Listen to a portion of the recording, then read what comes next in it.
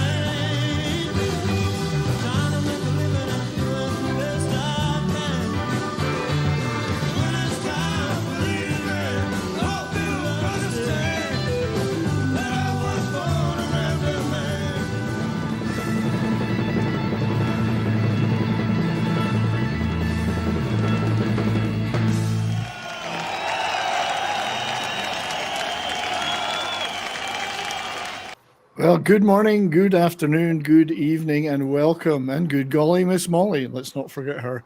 Welcome to It's Only Talk and Roll. Good to see you all here. We'll be looking forward to today to an excellent show about an iconic American band and the triumphs and tribulations of that band, but as they staged a remarkable comeback, first of a few, in 1979, and we have some very special guests with us to talk about that today, guys who were there. And so I'll be doing the introductions in just a second. Before we start, I'd like to say hello to everyone in the chat, to our great friends, my great mod friend D. Bud Martin. Thank you for being here, sir. David Glenn, good to see you, buddy. The great Christian Delorme and his Vinyl Revival channel. States Pro Blues, great record. Davina is here. We have also from Christian already, my good friend, a $5 Canadian super chat. Yes, sir. Allman Brothers Band live at Fillmore East, recorded in March 71, is my favorite live album of all time. Well, many people would agree with you.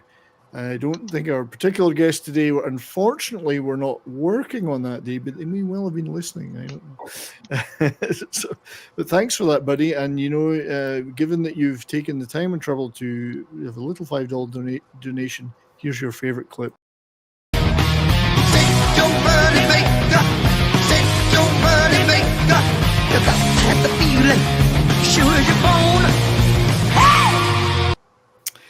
So thank you, Christian, for that. And we'll be checking in with the chat as we go. Please hit the like button and share the stream out and all that great stuff. We really appreciate it. It helps immensely. So today, a very special show to talk about a very interesting period in a great band's history. I would like to welcome a couple of very special guests, very venerable gentlemen who were there as it happened. So first of all, and in no particular order, welcome to the show, Mr. Don Mew. Don, how are you, sir? I'm good, real good.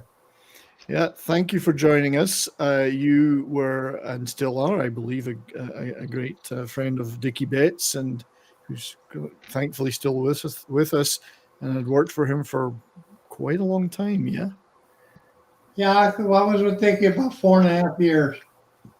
Yeah, that's so we're definitely gonna. You shared some great photos, and we're going to take a look at those in a minute.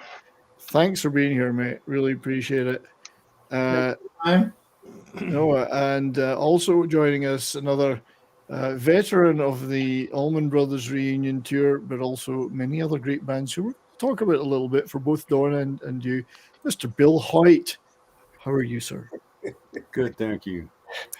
Yeah, you're showing your hardware off behind you. Yeah, you convinced me to decorate my screen a little bit, so.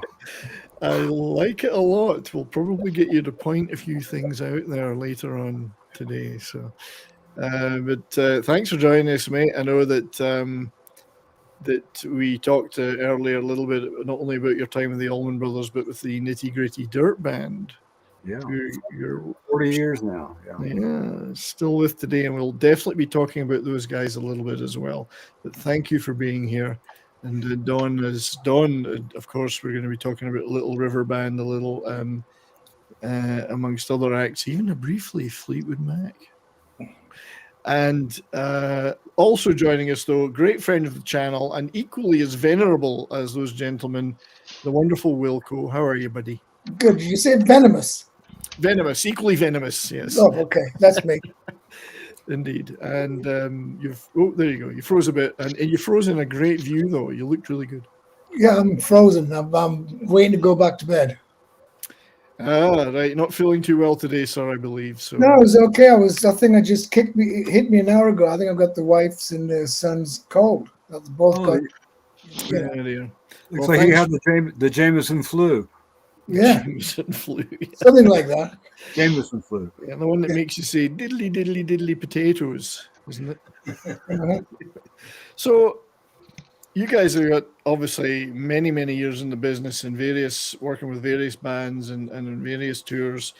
When did you guys all meet? Because I know you met in kind of different combinations, but well, I'll start off. When I came out to the States in '75 with the Average White Band, Hamish's vocals went, all his voice went. So all the band and everybody went to the Riot House, and I went off with Phil Ashley down to Manhattan Beach.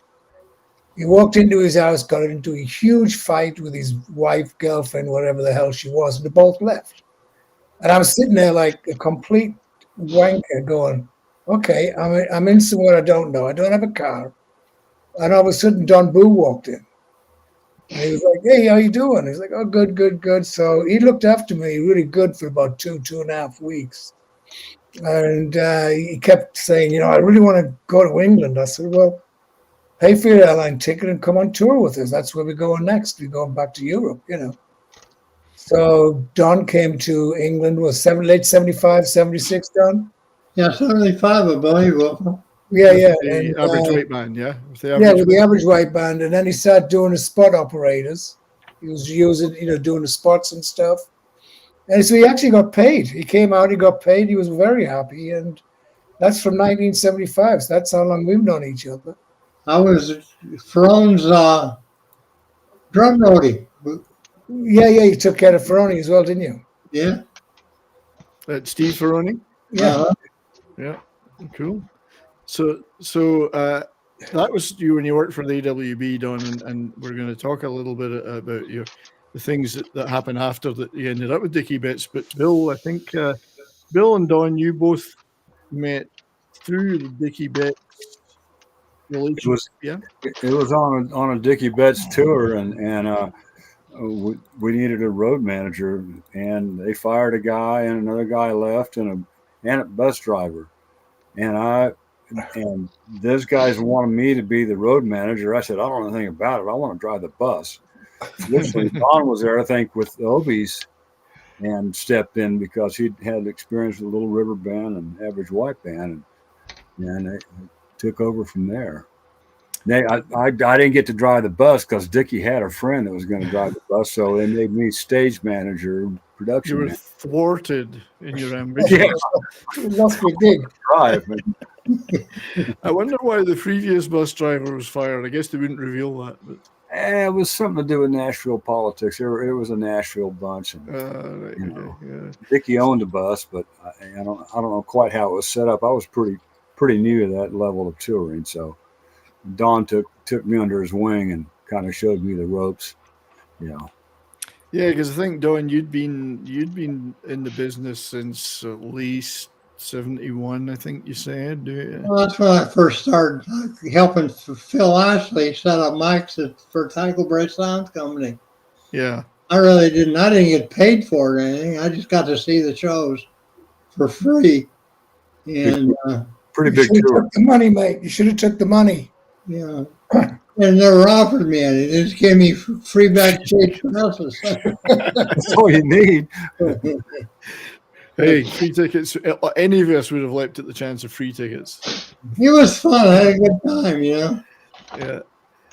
It's and then you from there you graduated through AWB, I think, where you met Correct. Granny and Wilko, and then Little River Band and Fleetwood Mac, briefly Fleetwood Mac, and Well, then Dickey Betts. Yeah, I think I did 2 shows with Fleetwood Mac, and actually, I really didn't even do the shows. Opie told me to go out there and check everything out, see how things were going, how they do stuff. Because I was sort of new in the lighting industry.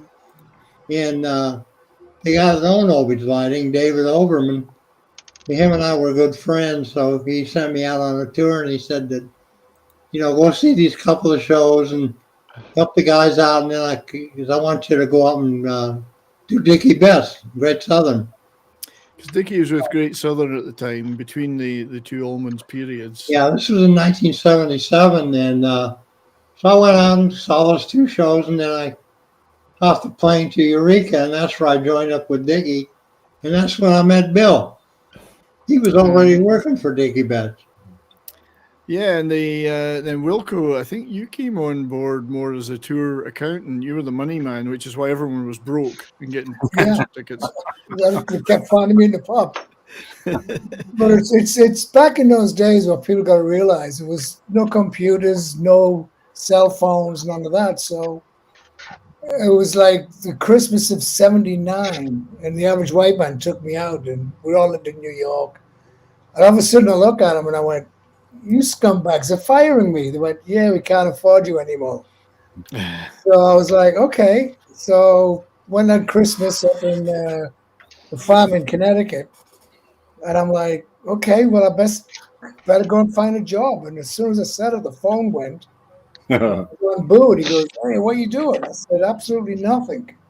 He goes, "Tour accountant, Allman Brothers." I went, "I'll be right there." And he goes, "Good, I'll see you in a couple of days, but you got to go in tomorrow. But in Boston." Well, in Boston, okay, which was next day up from me. So nobody told me. Steve Masowski, the manager, and I get up there. My wife dropped me off, and I walk backstage. There's no Don Buh. The promoter walks up and he goes, "Greg Allman's not going to make the show tonight." I'm going, "I'm doing the box office. 20,000 people sold out. It's going to be a nightmare. Everybody's going to want the money back. It's just going to be whatever." But anyway, at the end of the day, it was 200 people wanted the money back. About out of 20,000 people. Yeah, everybody hung out, watched the show, and everybody was just having a great time. And that's when I met all the band. It was really fantastic. And it was pretty funny. Next day, Don turns up with Greg Allman. Just got him out of rehab. Right. I was wondering why he didn't turn up, but now we know. I just think that was Don's lawyer. He's just getting back to him about the suit against you, Wilko, for unpaid tour expenses. Yeah. Oh, yeah. That was all the time. So, yeah, the Allmans, we're going to show some of these great images that Don shared of these times in a minute. But the Allmans obviously made a huge band in the early 70s, late 60s, lots of success, but lots of tragedy. With Dwayne and Barry. various other personal and substance things going on, and eventually split up in 75. Things kind of fell apart. I think Greg once said it was when they borrowed Led Zeppelin's Starship aircraft to go on tour that he realized the end was near. So things got a little bit overblown, so they split. And I think Dickey, I might be right in saying, is went back to Florida and formed Great Southern. So they had that kind of hiatus for 3-4 years. And Greg went through the whole Cher thing and all that stuff that happened. But eventually a point came where a reunion was mooted. I think basically, I mean, I don't know. You guys will know better. Greg, I think, approached Central Park. Yeah, well, it all started about a year before that. Greg Allman and who was the guy on Capricorn Records? Phil Walden, that's it. Yeah. He came down to Miami. Dickey and I were in Miami doing some remixing on his Atlanta Burning Down album in Miami. And they come down and sort of was begging him to start the Allman Brothers back up again. Mm. And this was in like February of 78. And I tried to talk him out of it. And it seems like Dickey was the guy that it all hinged on, though. I mean, well, if Dickey wouldn't have went back, it wouldn't have been in the Allman Brothers band. They would have never gotten back together. Yeah. So they kept calling him and coming down to see him and talking to him. Finally talked him into doing it. So when we were doing the show in Central Park in New York, they all showed up. I didn't even know they were coming. The next thing I know, we got, did you, Bill? No, They just kind of showed up and. Yeah, we got Butch Trucks, J-Mo, and Greg, Butch hopped on one kit and J-Mo hopped on the other and had Greg and and then remember the Capricorn picnic the following. Yep. A little bit later, it was like an audition. Everybody, like Butch and J-Mo and Greg, I can't remember who was who, but everybody brought a guitar player and a bass player and, from their bands or whatever. And it was a shoe-in who was going to be the guys that had been playing with Dickey for so long, Yeah. David Goldfleece. So we'll look at some of those lineups, but it did seem like a reunion that may never have happened, but it happened. 79 to 82, 83, 84, and then things fell apart a bit again. But I want to share some of these great images that you gave us to look at, Don. So you pointed out to me immediately that there's two people on the right-hand side of this picture, one of whom I didn't recognize, but who is that? Now you have Don Johnson, the actor, and Bonnie Bramlett. Yeah. From Delaney and Bonnie. Yeah, so Bonnie I recognized, but I thought, who is that good-looking chick magnet on the right? And it's Don Johnson. Yep. Yeah. Was he a friend of Dickey's and yours, or was he? Well, he was actually a friend of Dickey's and also co-wrote some songs with Dickey on a couple of his albums. And the first Great Southern and Atlanta's Burning Down, I think he had contributions on that. Yeah, and also on Enlightened Rogues he co-wrote a song. Yeah, so I know he did have a little sort of bit of a career as a singer on top of the TV and movie success, but it's kind of neat to see him on stage singing here. Yeah, he came out a couple of different times and sang on stage. Yeah, with the wonderful Bonnie Bramlett, of course, the Delaney and Bonnie, who were so instrumental in the early 70s with like the center of many acts, especially over in Europe where you guys are from, over in England. Well, Eric Clapton, George Harrison. George toured with them and nobody even knew he was there. He was standing at the back.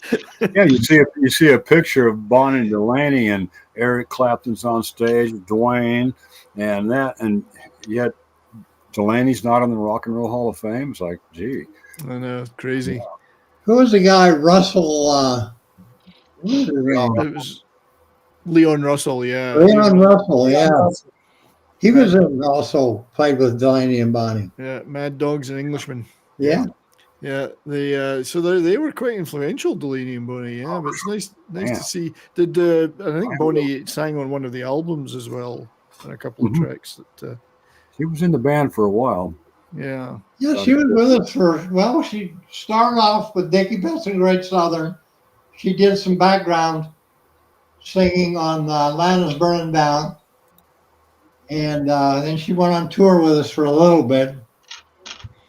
And then she came back when the Allman Brothers got back together. And she was, what, Bill? Down to all 79? Yeah. Well, she was with us in 80 because when I joined the band in 1980, she was with them. She still there in 80?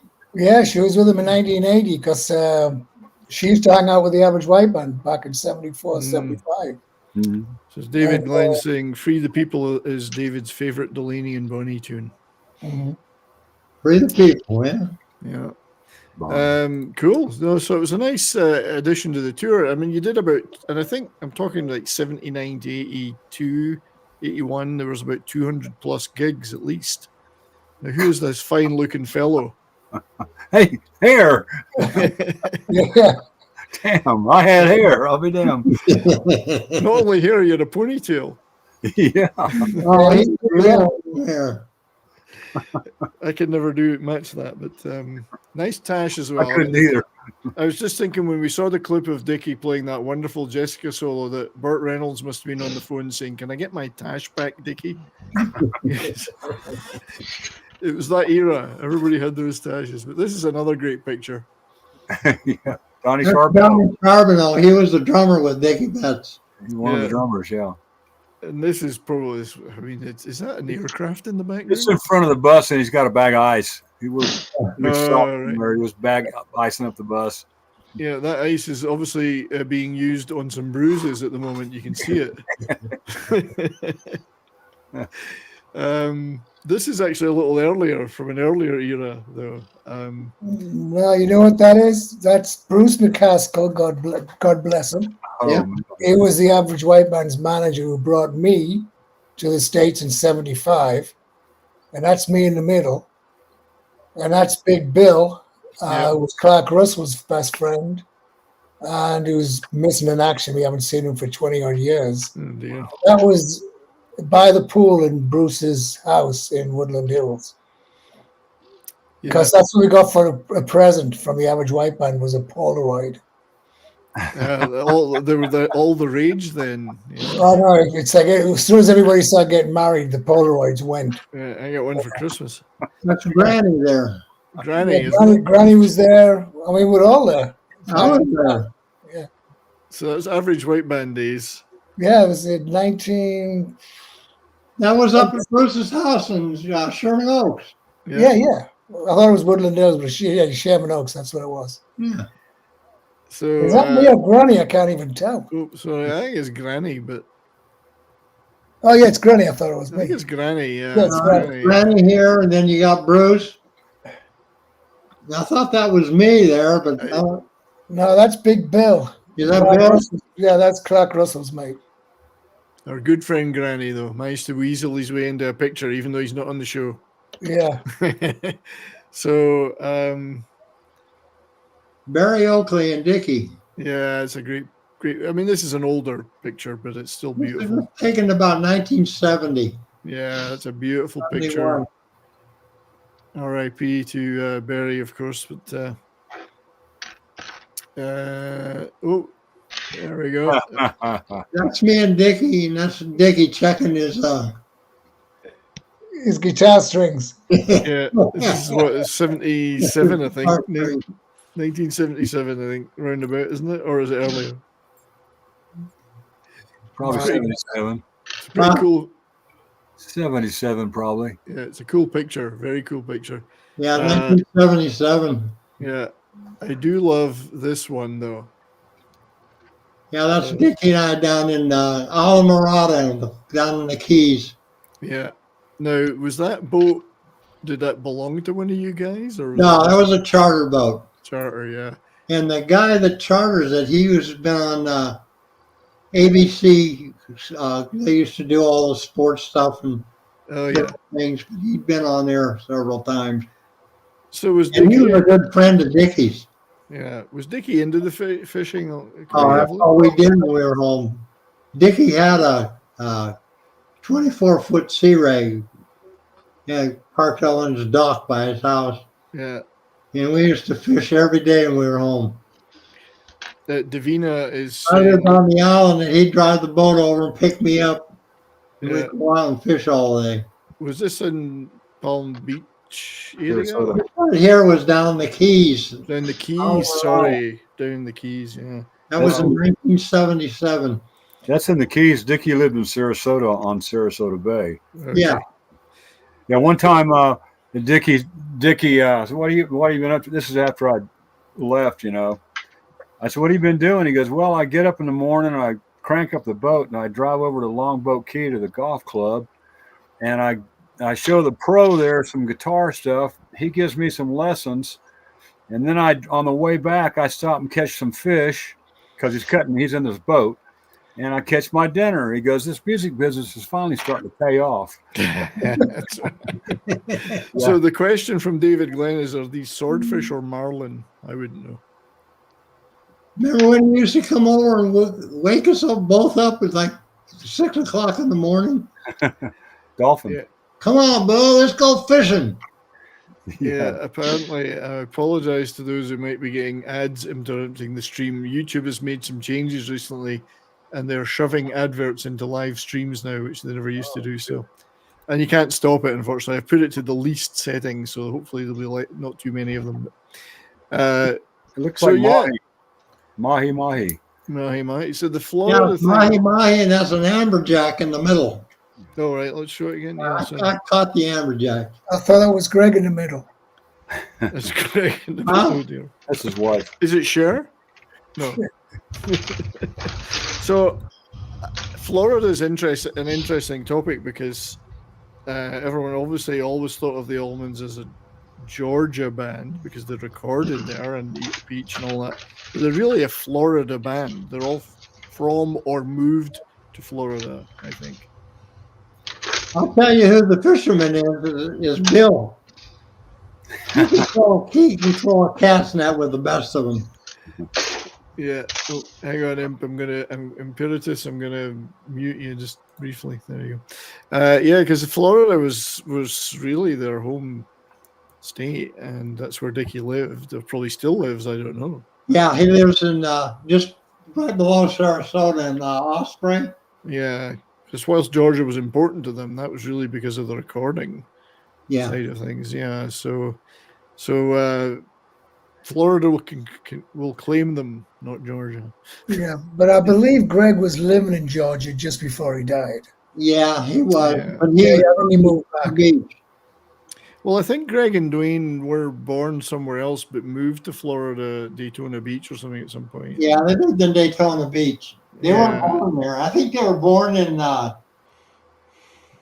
North Carolina, South Carolina, something like that. Yeah, they were definitely born somewhere else and He lived in lived in Tennessee for a while. Tennessee. Yeah. In Tennessee. Oops. I think I've just hidden somebody. I didn't mean to hide anybody if I did. Hang on. Everybody's My apologies. I hit the wrong button. There you go. Where's my producer when I need him? Is everybody here? We got Don, we got Bill, Yeah, we got Wilko. Yeah. everybody's here. I see her. I think said that? everyone's on screen. Eyes here. Who said Okay. that? Eyes here. I like is here. Eyes I here. is here. So yeah, great picture though. I mean, that's a pretty rare one. This is an interesting one though. I've never seen that picture, Don. So that was taken in Germany on the Autobahn. Yeah. Yeah. It shows you how small Wilko is. No, it's how tall Don is. Yeah. So this is like the average white band when they were in Germany in 1980, because there was a lot of European gigs that This year. is the Allman Brothers band, 1980. That was the Allman Brothers band that one of the first European tours they did. Yeah, and it was a pretty successful one. I mean, there's a lot of filmed footage that some of the stuff in the opening montage was from the gig in Paris, which was really good gig by the looks. If you watch the movie, I was the assistant director. They televised that thing, and I spent the entire show in the booth telling them where to put the spotlights on everybody. My good friend Christian's going to stir up some controversy, and I think he's talking about the Scooter Herring thing. $10 Canadian from Christian Delorme's Vinyl Revival. This is a delicate question, gents, and it's pre the time that you guys were involved anyway. I think in my circle of friends, music lovers, the word is that Greg Allman was a snitch and got his bandmates busted. Any truth to that? Well, we're probably not going to dive too deep, but yes, there is, and he was a snitch. So, to answer your question, right? Yeah, I mean it's the whole Scooter Herring trial, and there was. Well, he did it to save his own butt, so you know. Yeah, and I'm sure that was a cause of tension and breakup. Part of the breakup. I didn't want to say that Scooter wouldn't have turned around and done the same thing to him. So I think it was arranged so it would work out like it did. Yeah. Lots of deals. Yeah. And without getting into the politics of it, I had a brother-in-law involved in.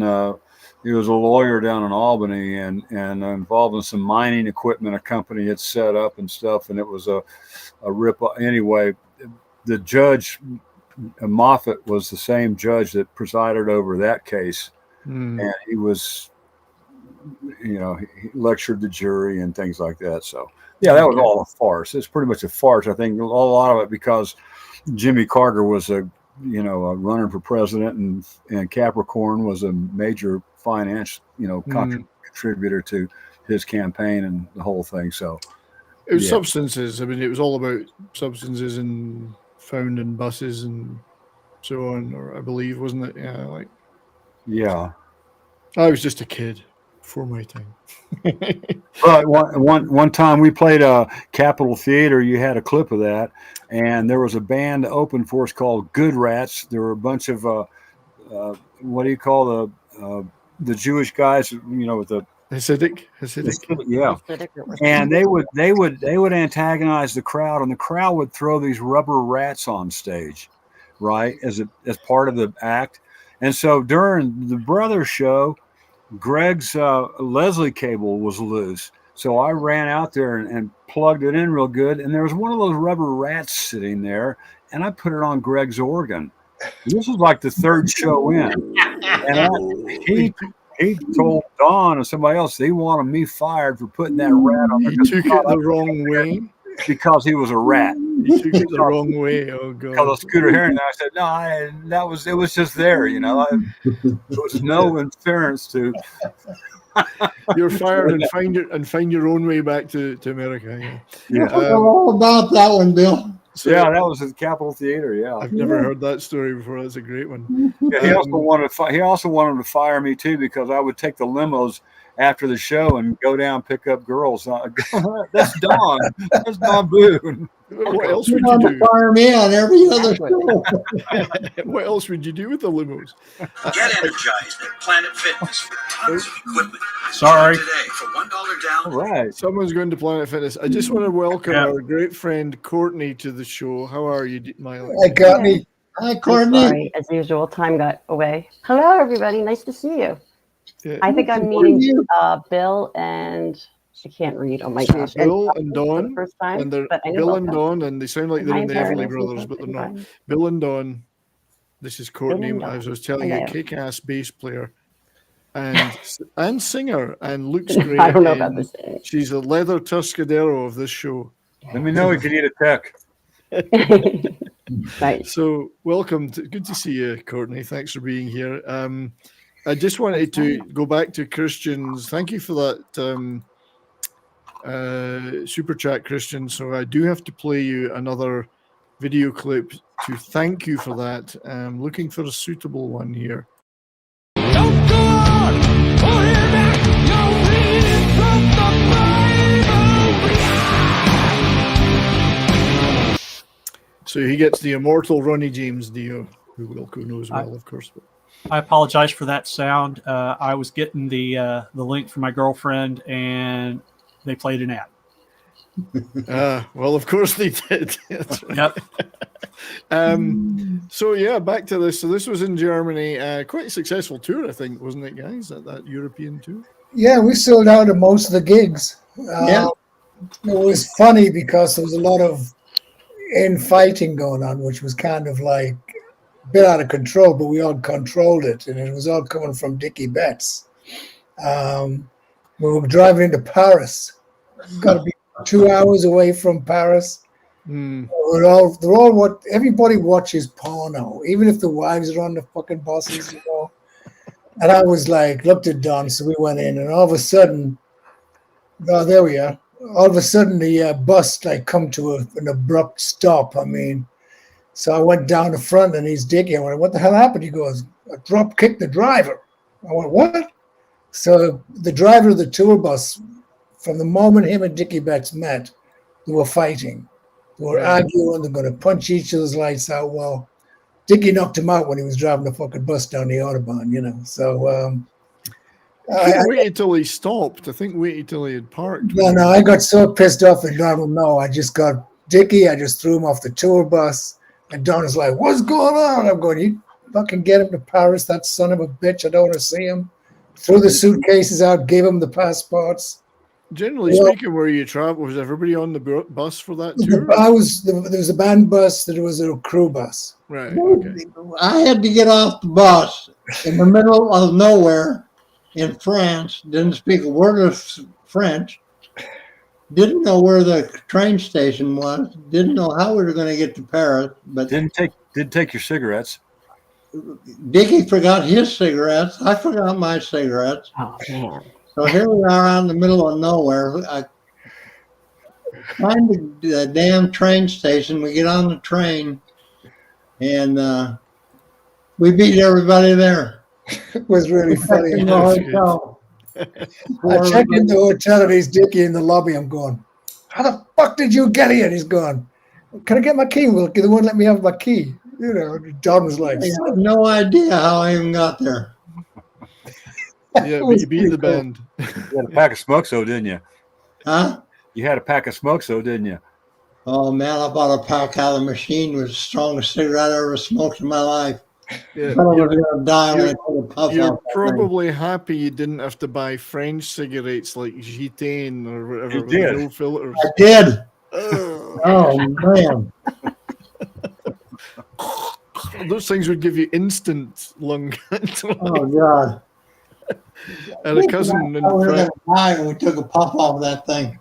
Yeah, I had a cousin in France who died young, strangely, who smoked a lot of those, and it was just like somebody burning a forest around here. Yeah. Anyway, yeah, that was a fun tour for me anyway. I mean, that's the original lineup I was with. Is that JP or PJ? I can't remember. That's JR. JR. JR, that's it. JR, Don, Buh and Wilko yeah, in Germany. I think how fresh-faced Wilko is. Yeah, No, well, that was in New Orleans, Wilko. was it? That's Nolans, yeah. Well, that's in Germany, isn't it? No, it's New Orleans. No, this is in France. Austria. Yeah, I thought you had left to Piccadilly. You were in Austria, but you went to Germany and then invaded France. I think that was the Oh, path. there you go. This is a good picture, though. Yeah, Bonnie was great. Greg and Bonnie, 79. Probably taken. Is that from a Polaroid? I don't know. It's not in color, but it's beautiful. Oh, Picture. it's black and white. Yeah, beautiful color. A beautiful picture. Contrast. Yeah, it came out very great. It's one of my favorites. Did you take that, Don? It's one of my favorites. Yeah, it's a great picture. This is a fun one, though. Yeah, Sorry.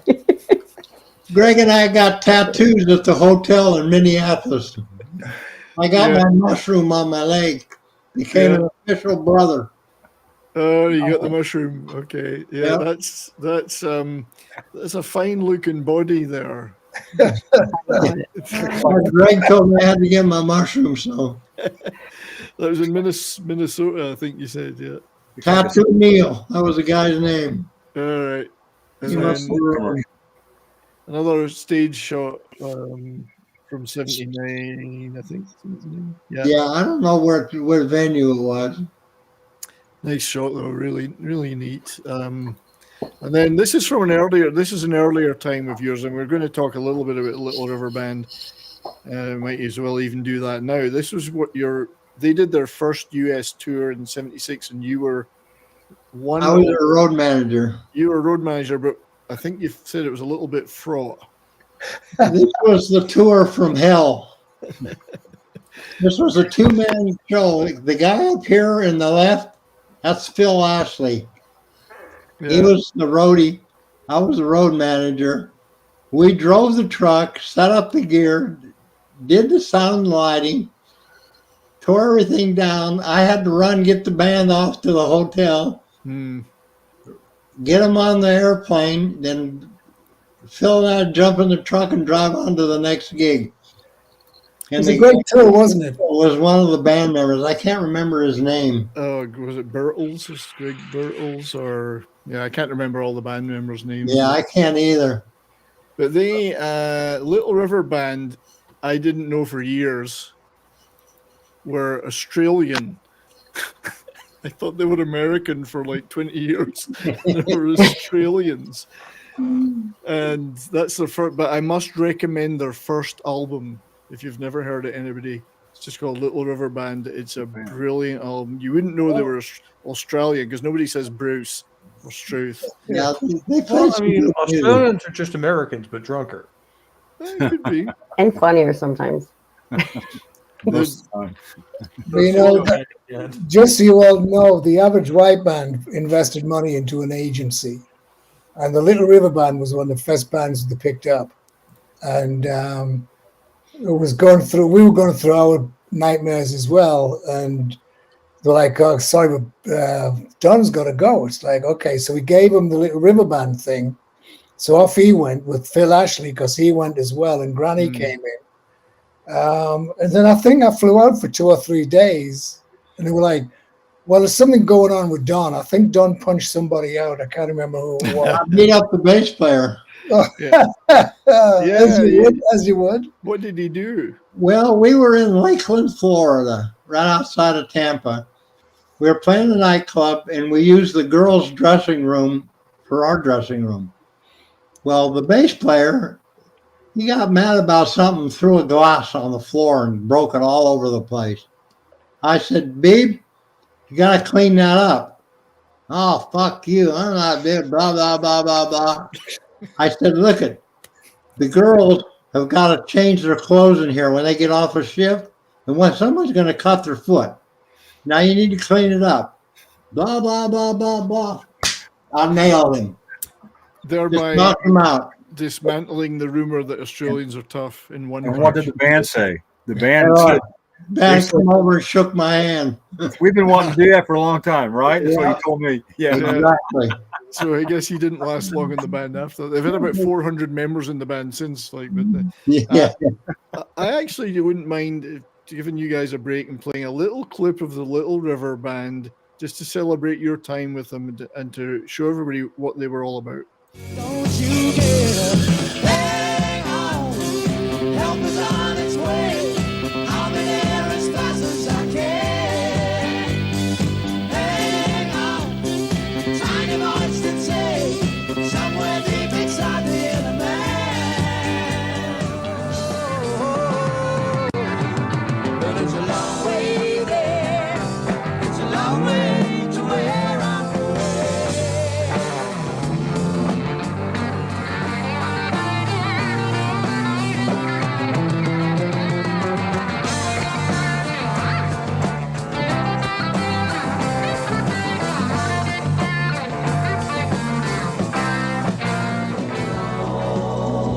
We'll go dancing in the dark, walking through the park and reminiscing.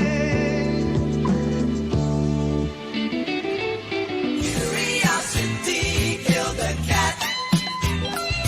I'm telling you, I know where it's at. So a little taster of the Little River Band for those who may never have So heard it's of Southern them. rock meets disco? dig Southern it. rock, soft country southern rock, but with some extended guitar work on the first album, but kind of vocal harmonies. I thought they were Yeah, lovely. they have good vocals, real good Yeah, vocals. great vocals. So they're an Australian institution, although the current version of the band has nobody that was in it before 1983 or something. So That song was a little Hall and Oates ish. it was. It's A little bit, yeah. mid 70s Hall and Oates sums it up very well. But anyway, you said they had another peculiar habit, Don, when they on that tour. Well, this band didn't party. They didn't do anything. All they wanted to do was go and buy guitars in guitar shops. That's all they did. Every city we went to, the first place they'd go was a music shop to buy guitars. Then they'd send them back to Australia. Yeah. So no partying. But No partying, no drugs, no drinking. yeah. They didn't do anything. I did notice that the bass player on that first clip had a big black eye, though. So, Little River Band, check out their first album, everybody. If you're into sort of mid 70s, country rock, it's really nice. But Australians, The original band didn't stay together because they were a good band. they were. I think three There of were them a lot are of still. problems between them, you know. I think three of that band go out under their own name now, their names, their surnames, because they lost the rights to the band, even though it's their band. So Yeah. one of these real bad business things, So this is an interesting photograph. Uncle Wilko and Granny. Wilko, what are you doing here, Wilko? I'm having the piss. I think I'm doing. I love the honesty. What's I that think that's part? Granny. Where the hell was that? I was in England. Was it? Something- Good. Something Well Park. I don't know where it was. I know it was in England, though. Yeah. Oh, it was around the corner from the Park Hotel. I remember now. Do not drink out of that fountain, anybody that's Yeah. watching this show, whatever you do. I'm presuming, Don, you took that picture. Yeah, I took that picture. Pictures like that are the best. That's a classic. Yeah. This is a great one, though. It's you guys, 2022. Yeah, that's a wonderful picture. Don't you think? That's the three of us, what, 2 years ago? 2 years ago, yeah, lovely picture. Don and I drove up to Salt Lake City to see Mr. Hoyt. Yeah, It man. was definitely worth it. That was great. Thanks, guys, for doing that. Yeah, it's a great picture. 3 tears right there, man. Yeah. Yeah. So that was the stuff that you shared with me, Don. Those are wonderful pictures, and thank you for sharing them. I wanted to play a little clip here that there was an interview with the Allmans in '79 by Geraldo Rivera. Geraldo Rivera, a little news article about the reunion. He came to the Garden to do an interview, didn't he? And Phil Ashley threw him. Came on the bus with us for a whole goddamn week. That drove me crazy. Phil Ashley threw him out of the dressing room or something. You didn't know who he was? Oh, man. I threw him off the stage so many times, everything. Didn't want to be around that guy. So I want to play a little clip from that interview. It's got no Geraldo in it, but I believe, Don, you make an appearance briefly in this. Yeah, I get my 1 second of fame. In this news article. Here we go. Come bad blood, bad luck, bad business, and bad drugs to stage this comeback. And if they're not better than ever, they're at least as good as they have ever been. So it was a blink and you miss it, but the guy with the yellow shirt on smoking the cigarette was Don. That was me. Obi shirt. Yeah, It's not the woman with the white dress on, because she was pretty Paulette. attractive. that was Paulette, Dickey's wife. Oh, was that Paulette? Yeah, Oh, Oh, I didn't even recognize her. pretty attractive, I'd have to say. yeah, very attractive. So, yeah, I got some other photographs though, of various things. So, here we go. So let's have a little more look at some of the Allman stuff. And you can maybe there's posters of certain gigs in here. So, that's an older photo, obviously, of Dwayne and Barry. Great picture. Yeah. That one's the one you shared with us already. This is a great on stage from somewhere back in the day. It's like Love Valley, Yeah. And 1970. but this is Dickey Betts and Great Southern. so yeah, and I think there's a sort of Doobie Brothers leaning going on here. No, that's Great Southern, yeah. Who at least two members came with Dickey to the Allmans, didn't they? I think. Yeah, Danny Toller and David Goldfleece. Yeah, there's Greg and the Missus. Greg and Cher. Yeah, who I think had been divorced by 78. So yeah, lots of drama. Yeah. Eat a peach. There we go. So we've got all these wonderful posters. Now, well, they made a couple of new albums. I don't know if you guys were involved in the recording of those. Yeah, that one, yeah. Yeah, Bill and I were on that one. Yeah, Reach for the Sky, which In is... fact, our names are on the back of the album. Yeah, in fact, they had two different covers for some reason. Reissue, probably. And then this one. That one. Yeah. Which... Mike Lawler. That's it. Yeah, that's when I was with the band. Brothers of the Road. Nashville. Unfortunately, I don't have the version with your names on the back, but these were not the greatest of albums, I think it's fair to say. They were okay, but not up to, I think, the standard of what had come before. I didn't care for Reach for the Sky at all. Enlightened Rogues was pretty good, but Reach for the Sky I didn't care for. Yeah, I think they were, in terms of sound, they were reaching for more of a kind of a contemporary Doobie Brothers. You're trying to get pop type. The label wanted singles. Yeah. You know, they wanted radio singles and stuff like that. And plus it's you know, that period of time, 80s, when music's changing, you got synthesizers and guys trying to find their it was a lost period. Yeah, it was. Well, you went from a hometown boy in Macon, Georgia, with a record company, to Arista Records in New York City. That they wanted to put out singles. Yeah, it was Arista. They wanted. They were more about the money, and then. You're taking a jam band and wanting them to do a 2-minute single. Yeah, exactly. It felt like the Doobie Brothers to me. Those albums. They were trying to do a Doobies thing, I think. It's like, hey Jerry Garcia, what's your next single going to be? They're not. The Dad weren't concerned about that. Yeah, the brothers weren't there. But the concerts, it was commercial. I mean, the gigs you guys did were all still hugely successful, and the sets were very oriented to the older material. I don't think the new stuff really entered into it much. They just played. The guys just played. That's They were a good show band. They did very well on stage playing their music. Yeah, I think that's where they wanted to be more than they ever wanted to be in a studio recording. Yeah, I mean, from what I can see, there's a lot of video footage out of those years, 79, 80, 81, and there's some fantastic performances, some of which I can't play, unfortunately, because of copyright type issues. I'm going to play a little snatch of this. It'll get me copyright claimed eventually, but I'm going to play this Dickey Betts in his glory, playing Jessica.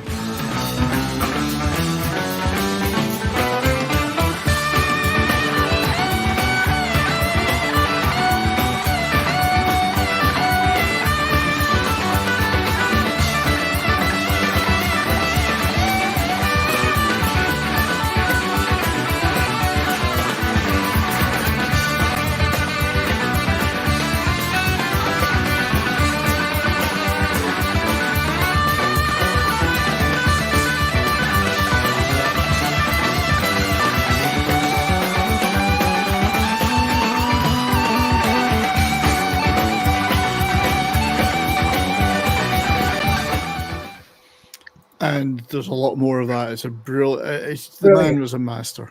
He won a Grammy for that song.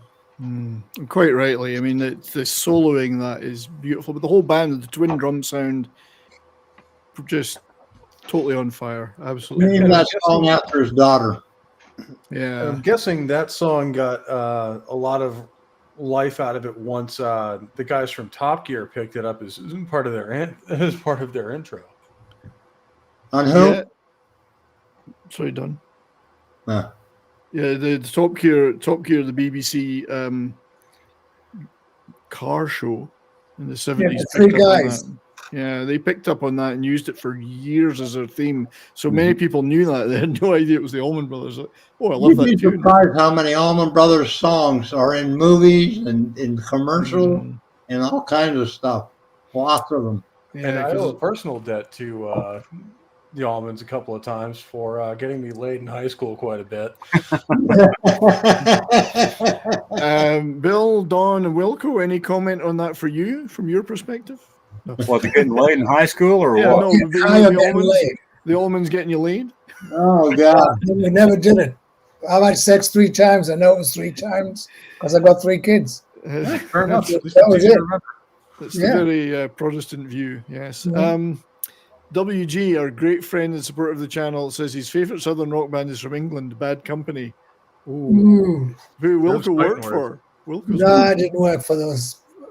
I just had a really bad thing with, what's his name? Paul Rogers. Paul Rogers, yeah. Paul Rogers was from another village next to where I lived in England. And he just wanted to fight all the time. He was just out of control, totally Yeah. out of control. Yeah, isn't he a big religious man now? He's all religious, yeah. He's found love within himself, which I Yeah, think is yeah. good, you know. He's changed, yeah. This is a place he played a bunch of gigs at, including some stuff that was filmed, the Capitol. Capitol Theater. Oh, yeah. And in New Jersey. Yeah. Yeah. New Jersey. Passaic, New Jersey. Passaic, New Jersey. Yeah, the Allmans they had some great nights in there, according to the press. John Shearer was the guy that owned that place. Yeah, He live ended up burlesque. becoming their business manager. Yeah, and there's some shots of the band playing there. It's from 1981, December 16th. You got Greg. This isn't from that gig, but it's Butch, not from that gig, but from the same era, I think. Then David, who'd come from Great Southern on bass. Rook, the Rook. The Yeah. Rook, yeah, He was a good bass player. yeah, filling Barry Oakley's shoes, obviously, and He played a fretless bass. yeah, which is not easy. No, it's Now, not. I wanted to talk a little bit about Jaimo. Cable. Jaimo, founding member of the band, still with us today, thankfully, one of the Yeah. few that's still around. He was in the reunion up to a certain point. And then he was either edged out or left. He had some health problems. Yeah. It seemed at the time that it wasn't initially a happy leaving, but there's very little information about that. But a lovely guy by all accounts. Oh, he's a great guy. Yeah. Oh, he was one of the greatest. Beautiful soul. man. He was so funny because if you didn't keep your eye on him in airports, he'd get lost. We were in Munich, and I'm trying to get everybody boarded on the airplane. I couldn't find Jaimo. Hunting all over the damn airport for him. Find him in a telephone booth, bent over at the waist, passed out, talking to his wife, Candy. Dear. I mean, literally, he was so high, he couldn't even stand up. Well, at least he was in a phone booth, so he couldn't fall down completely. Yeah, exactly. At least he was trying to call his wife. Out of all the things you can do when you're high, that's probably high up on the There's a list. site, yeah, it's in his favor. He was calling his wife. Yeah. And Christian, our great friend, another $2 super chat. Paul Rogers, the 1970s version of the Gallagher brothers from Oasis. He's a one-man Gallagher brother. Yeah.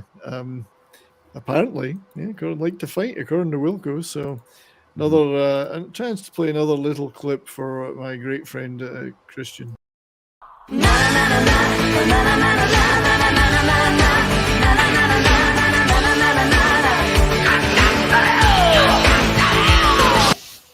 I will never get over Judas Priest and Roxette together. I've never I will seen that. never not see that as a trap for me because like I see the video and I'm programmed to headbang to it and then I hear That's it. right. It fits so well. That's the great Bill McClintock. Watch his YouTube channel. He mashes everything together. It's great. So we got an Allman Brothers one out there somewhere. So Jimo, a lovely guy, ended up. I mean, he came back to the band later, but we were edged out in 80, 81. Then there's Dickey. That is a great shot. I mean, you remember these gigs must have had a great reception, Bill. They had good catering. That's what I remember. Great production. Yeah. There was no production. No, I production. guess not. Well, and Danny sometimes Ford. not producing is the best production of just let the band be the band. Yeah. Yeah, and there was no great backdrops or anything. There was none of that. No, was it's just none of lights. that at all. You know. No. They played. Did they play typically for like a couple of hours, like a 2 hour set? It's a 2-hour set. Well, they play longer, but restrictions on time. We always got thrown off the stage. Right. Yeah, when things started getting tight, we had to cut back because of costs for, security and janitors and the whole bit, the hands and all that. So instead of going 3 hours, you cut it down to an hour and a half, because of the recession that was going on. All right, enough. Finished off for 2 hours. You know. Yeah. Is it true that Derek Trucks and Warren Haynes played with them? Well, Derek and Warren came later. I think Warren Later, Haynes much later. was the late Late, 80s, right? Yeah. Like Warren Haynes, yeah. And Well, that's Dangerous Dan Toller. Dan One of Toller, the yeah. funniest stories in Frankfurt. We actually got escorted out of Frankfurt. We're in I think it was the Ramada Inn, and they built the hotel over an old German gentleman's club, they used to call them. So I go to my room within 5 minutes. Mr. Wilkinson, will you get all the women out of the bar? And I'm like, well, if you go and look at them, you're going to see that the guys, because like all these really old German guys completely flipping out. I finally go down to the bar, showed them, there was only Greg's wife. Oh, what was her name? Julie. And she was like 8 months pregnant. I don't know how we got away with flying her around the world and stuff. And she was sitting there with her legs like this, going, "Oh, Wilkie, help me." I said, "I'm not a doctor. What do you do, So anyway, that went on all for about 3 hours of a drink, and then we went and did a show. We did an actually open air concert. It was a big concert. So we get back, and I went to bed, and I know something's going to happen.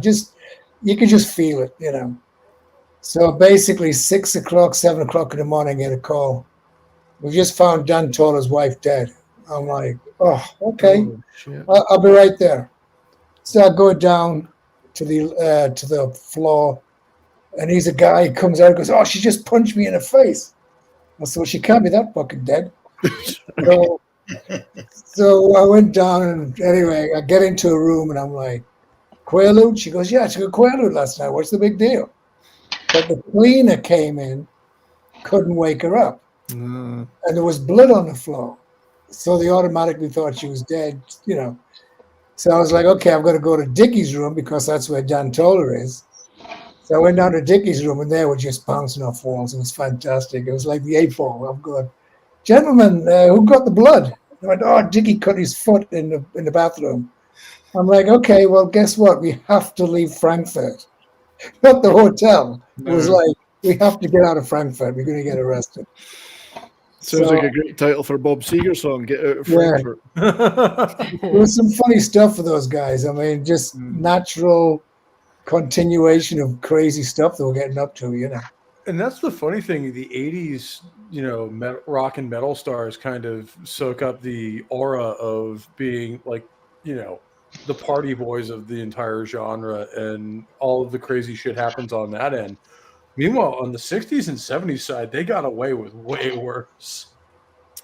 Well, yeah, also with us, all the wives are with them, and I'm going, thank God. It was worse. Just to keep them on the rail. To keep the guys level. The guys are out of control. I mean, Without Go on. giving too much away, Don and Bill and Wilko, I think the Allmans liked to party.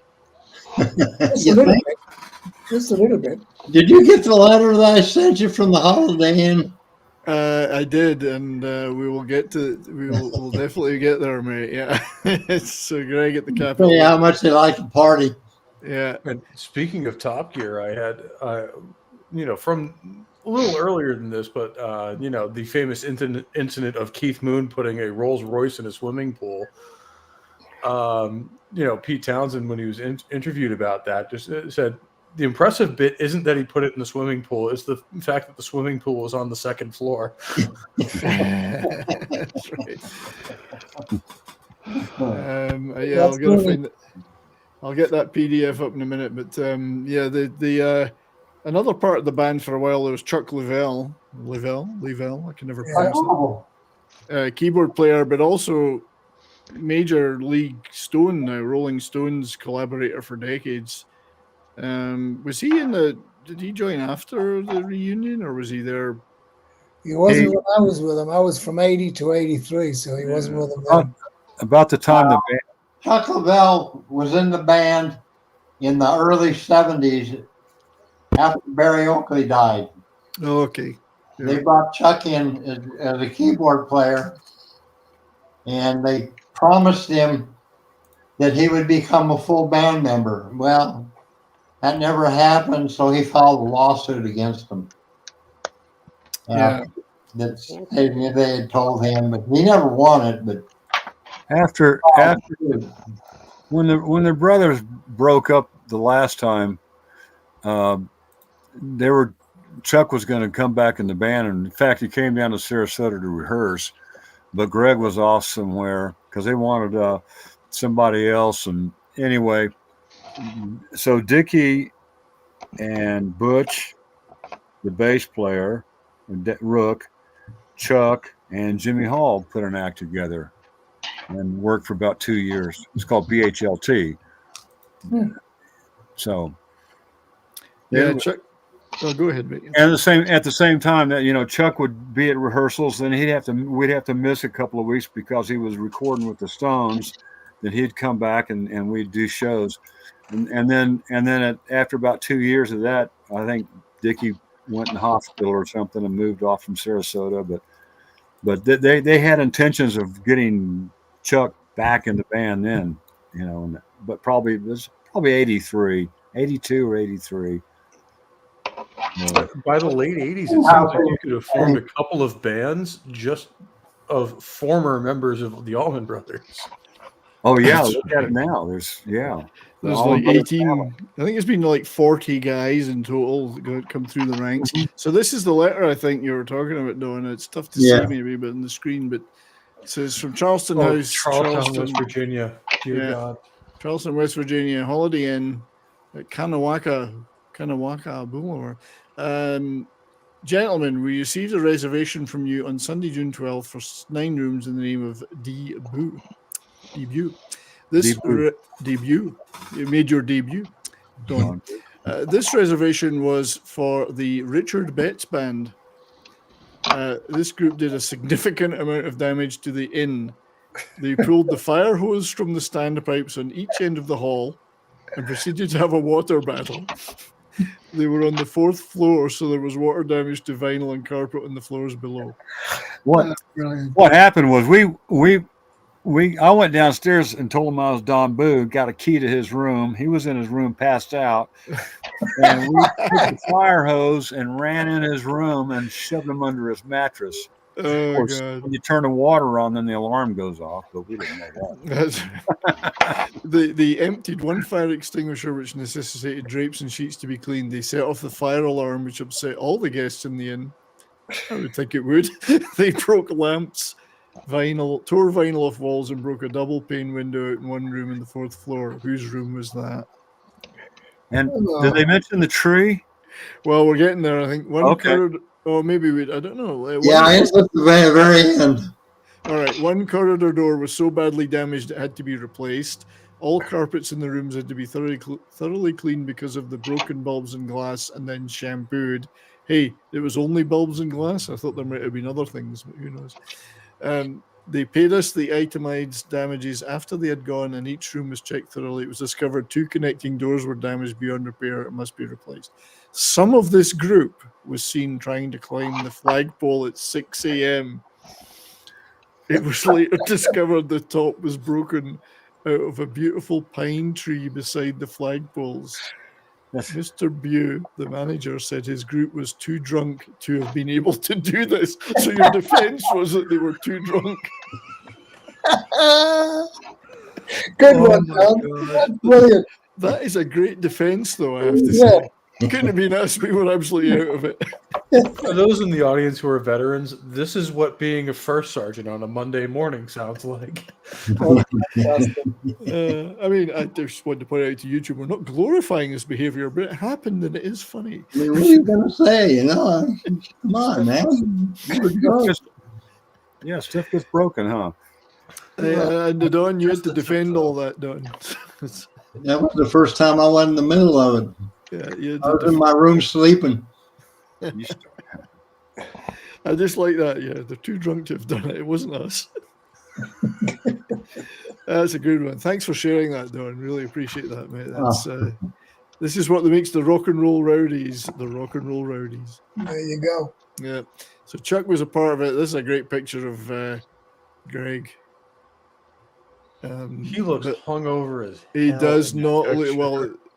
I've got a couple of interviews, and you really need to look at these guys closely in these interviews because they're, So there's the Capitol 81. It was their 10th anniversary. But look at the lineups that were with you were pretty neat. Gary U.S. Bonds, Jack Bruce, Dave Edmonds, Southside Johnny. Southside Johnny. Yeah. You're a good band. That's a great lineup, yeah. But Welsh guitarist Dave Edmonds, you don't see him much these days. Old Edgar. Yeah. And Edgar I'm surprised Winter. Edgar Winter's that far down the bill. Well, it probably wasn't in order of it's alphabetical. It's alphabetical order, yeah. Because it's, but this is not. You guys weren't involved, I don't think, with Dickey. With the Allmans. But this is Dickey Betts in '84. I think Courtney will appreciate this picture. Brian Setzer in the middle and Johnny Winter. They're all showing their tats off. It's a great picture of Dickey. But the thing about this that interests me is it's the confluence of styles. I mean, you've got a new wave rockabilly band, young band, the Stray Cats, with two what would be called veterans at that time, and a lot of the bills that you guys were on, especially festivals, I mean, there was a huge mix-up of bands at the time. You had the new wave stuff, you still had the southern rock stuff, you had metal bands, all on the same bills. Yeah. I mean, were the audiences at some of those bigger festivals, they didn't care? They liked all the stuff? Yeah, I would think that those big festivals were just like, they were all new. All those festivals in the 70s, 80s were all new. It was like, how do we make these happen? And they were just getting bands that were available, I think. It wasn't really worked out. Together, yeah. Yeah, it wasn't really worked out. Giant And it was depending on if the big agency, if William Morris was doing a lot of stuff, then they would take all of their bands, or CAA. You know what I mean? So I think that's how all that came around, because there's quite a few shows I did with the Allman Brothers and with also other bands. And I'm like, what are these people doing on this? But it was an open air concert. Yeah. Were the Allmans themselves, to your recollection, guys, were they keeping an eye on what was going on in the music scene? I don't know. I don't think so. I think they just kept going. They just got up and played. You know, was our show. This is what we're doing. Dickey did a little bit because we talked about other bands. In fact, I remember we had a conversation when Dire Straits came out. And Dickey had mentioned it to me about what a good band they were. He really liked their music and said it was different and stuff. So You know, and he mentioned a few other bands and stuff he'd listened to, but I never heard anybody else talk about it. Greg never said nothing. No.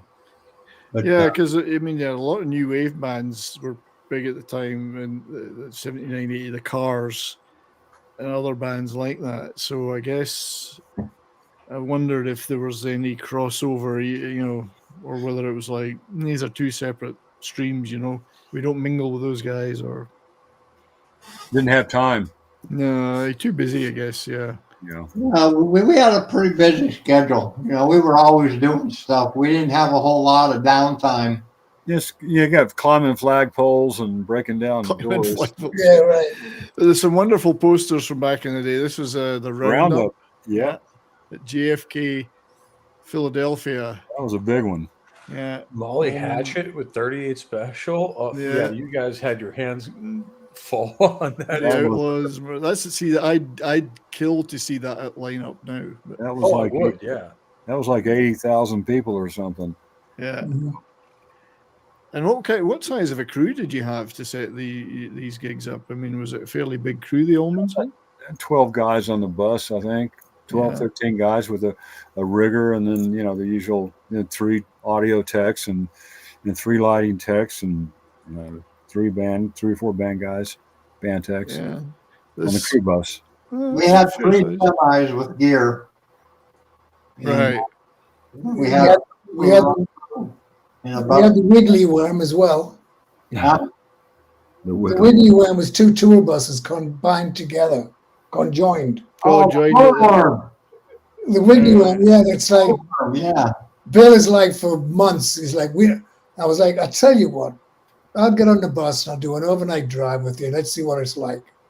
So we're sitting in the back and you're doing a little talk and everything. And Bill's got a big smile on his face. And all of a sudden, the bus turns. And I'm going, where the fuck's the driver?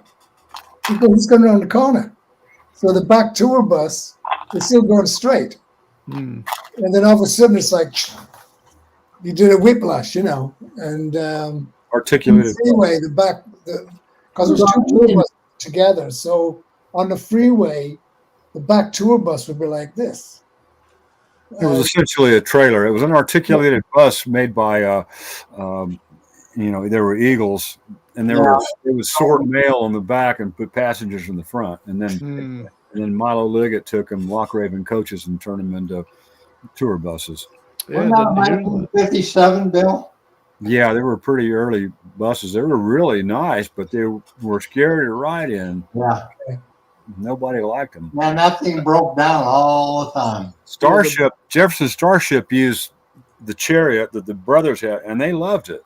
They wanted it all the time, is what I always heard. It must have been really tough to drive that with a bus at the back of a bus, like if you were the driver. And it was like a trailer, and they had the generator in the back part, and the driver said he could only go 60 because it's like if you're pulling a trailer, it starts to wiggle on you. You give it a little gas to pull it out.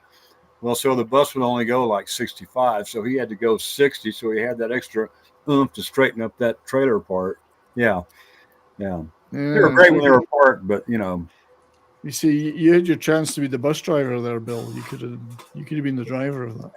I wouldn't have driven a worm. No. So we mentioned the Capitol, and I forgot. I got a couple of interview clips of the guys backstage, looking well. They're getting prepared to be on screen here. There's a lot of wiping of faces and noses. So. Okay, right. So, where would you like to go right now? Right now, I'd like to go home, see my boy. Sarasota. Yeah, Florida. We're getting the Christmas spirit, Yeah? You know how it is. Especially all this snow. Quite a bit. Quite a bit. Well, we feel great tonight. It was a good show tonight. Yeah? Do you feel it's worth it then? What's worth it? Playing, touring? Oh, sure. Yeah. Now, your question was where you want to go right now. Yeah. Now, if this was before the show, the answer would be out there. This is after the show, so it's time to go home. But you don't sound like you live in Florida too, do you? Oh, yeah. Yeah? I live in Tallahassee. Born and raised in Florida. How do you feel about the Capitol?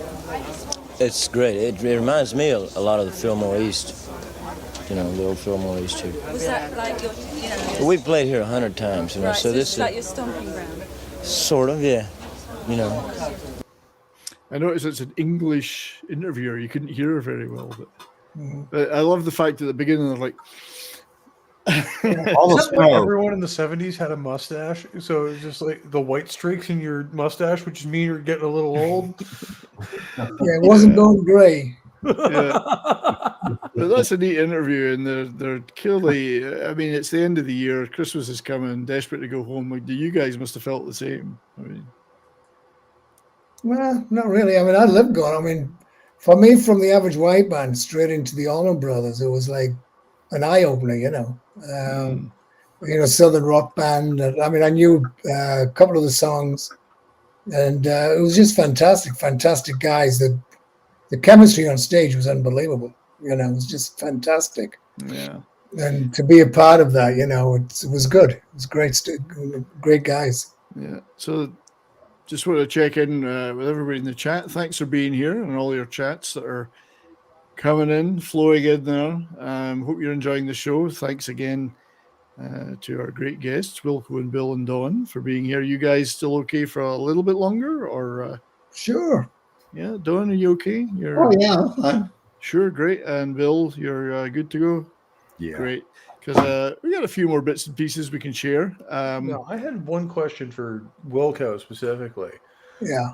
Coming into an American band like the Allman Brothers with a bunch of American back end guys, was that a difficult transition for you, like dealing with mostly British guys before that, or no, not at all? I mean, jumped in. Well, I jumped right in there. It's the only way to do it. I mean, I'm driving up from Connecticut to Boston. I get into Boston. Don Law's the promoter, which I've worked with for years. And he looks at me and he goes, Greg's not here. And I'm going, that was the biggest freak out ever. I was like, what do you mean there's no Greg Allman? He goes, he's just getting out of rehab. So I was like, okay. But no, I mean, I was in the box office 90% of the time. I was in the box office doing money. That was my gig. Don Buh was a tour manager. He got the day-to-day shit. Bill got the production. But I just loved it. I mean, I knew Ramblin' Man. That's about the only song I really knew. So I really got into the music. And then we had the Outlaws playing with us. So I started listening to the Outlaws, Marshall Tucker Band, and all these other bands that I never really heard of. So you kind of got like Southern rock and kind of like America 101 on that tour. Yeah. And it was like 3 years of it. It was, I mean, I just loved it. It was That's awesome. Something different. And there were big shows. Well, the JFK one we saw earlier, 90,000 crowd. Yeah. 90,000. Here's the one at Legend Valley, which I believe had a bunch of gigs at Legend Valley. That was a big one, yeah. Yeah. Dixie Jam, that's it, the Dixie Jam. So one side of the bill, you got the Allmans, Outlaws, Pure Prayer League, Molly Hatchet. The other side, Todd Rundgren, Utopia, The Cars, Cheap Trick, and Eddie Money.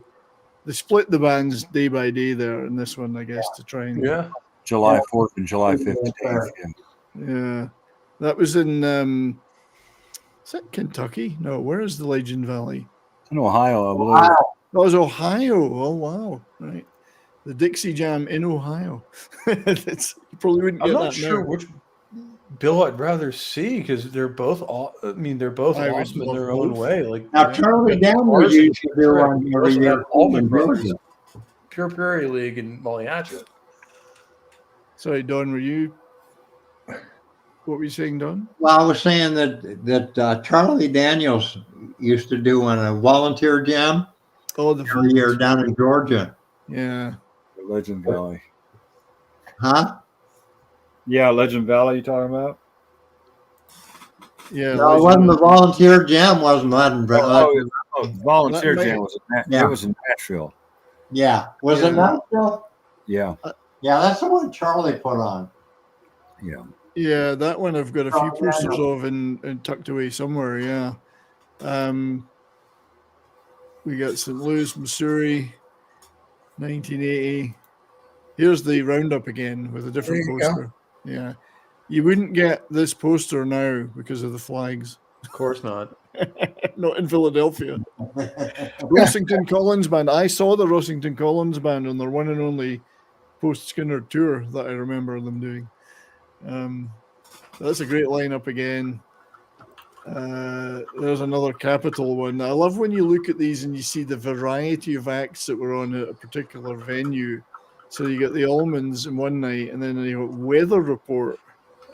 Great band. Great band. Jazz, funk rock band, funk band.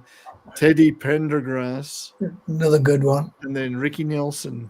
So what a variety of acts you could get in one theater. Did in those days. you guys were on in the time where this would have been a big tour. Did you guys ever tour with bands like ZZ Top? No. No? No Top, no. That would have seemed like a natural match, would be Allman Brothers and ZZ Top. But I guess it never happened. I'm pretty sure that this picture of the that gig, the Dixie, has he got an eagle on his shoulder? He's got a dead bird on his shoulder. I can't see it. It's tough to see, I know, but it looks like a dead bird. It's weird. Lots of fun, few arrests. I love that headline. Lots of fun, few arrests. There was. We did a real big show in RFK Stadium with Peter Frampton and Skinner. Oh, right. Yeah. Was that Philadelphia too? Where's the RFK? That's Washington. Maybe Philadelphia, because Dickey got thrown in jail that night, and I had to go bail him out. All right. There's a review of a gig at the Spectrum. Yeah, the Spectrum was Philadelphia. Yeah. And then there's another lineup here where you see this. This might have been the volunteer thing. I don't know. But you just look at the variety of acts with the Allmans being on June the 29th, wherever it is. Yeah, we did a lot of shows with Charlie and Marshall Tucker. Yeah. That makes sense. Yeah. But I do love Marshall Tucker, so that's a great thing. Yeah, it must have been. It just was a very interesting time for music, and I think whilst the Allmans records didn't necessarily take off from the Arista era, the concerts looked like they were really great, right? And a lot of fun. Well, you know, when John Sher took over in '82, late '82, I left because it was a big fight between me and John and all the other shit. And Steven Sarsky just basically told him, he goes, look, all your new albums are not selling. You do great touring, so let's just continue touring. And Dickey wanted John Sher in, and him and I just fought so much that I just left. But I think they split up about 6 months afterwards. I mean, there was just no management is the word. There was just nothing happening. They were fighting amongst themselves. I mean, you guys were still with them, I believe. Well, I think they played Saturday Night Live in January '82. And I don't know if you guys were involved with that. No, I was still with them, so I can't remember Saturday Night Live. I think it was '81. Yeah, I think from January '82, that was basically it for that reunion. Mhm. And then, you know, JMO had been It eased was out of going the band. downhill in '81 when I left. Yeah. So much infighting going on with the band members. Was there a kind of a division between Dickey and the guys from Great Southern and the rest, or was it just a Greg Dickey thing? Or It was like Dickey staged left and Greg staged right. yeah, Like Greg at one time took Danny Toller and the Rook and Frankie Toller, the drummer that replaced JMO, and did a date. And Dickey and Butch, of course me, I stayed. I had the keys to the warehouse. I'd go down, open it up, and give those guys the equipment they could take. that's Dickey's place. Yeah. Yeah, and then Greg went off and did that, and yeah, it was kind of a strange split among like Yeah, you were in there for all of it, weren't you, Bill? yeah. Yeah, and I think in '82 things disintegrated, and they went back to the Greg Allman band, and Dickey went back to Great Southern, I think, and there's a little clip here of Greg talking about that. Dickey Betts wrote some really good, really great country-flavored rock and roll songs. I mean, he wrote some incredible songs, still is. He's working on an album right now, a solo album, that is just the best he's ever done. I mean, it's, when it comes out, I will go and buy it, for sure. Can I ask a question here? Sure. How come you didn't bring Dickey Betts back in? What do you mean? How come? How come he's not in the Greg Allman band? Yeah. Well, that would be the Allman Brothers band. I just love that answer. Yeah. How come you didn't bring Dickey Betts and the Greg Allman band? Well, it would be the Allman Brothers band then. Yeah. Yeah. So, it was a 79, 80, 81, then things fell apart again in 82. But I think just the legacy of gigs, and there's a lot of great concert footage on YouTube. Check it out, everybody.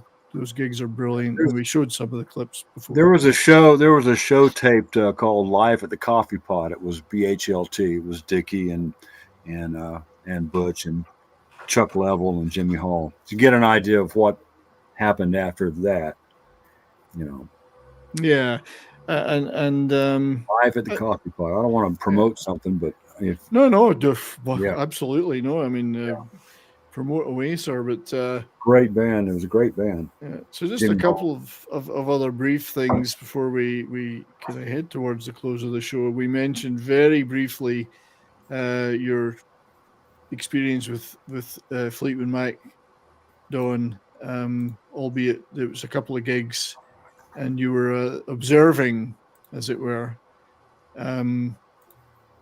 They were at the peak of their 70s craziness with Buckingham Nicks.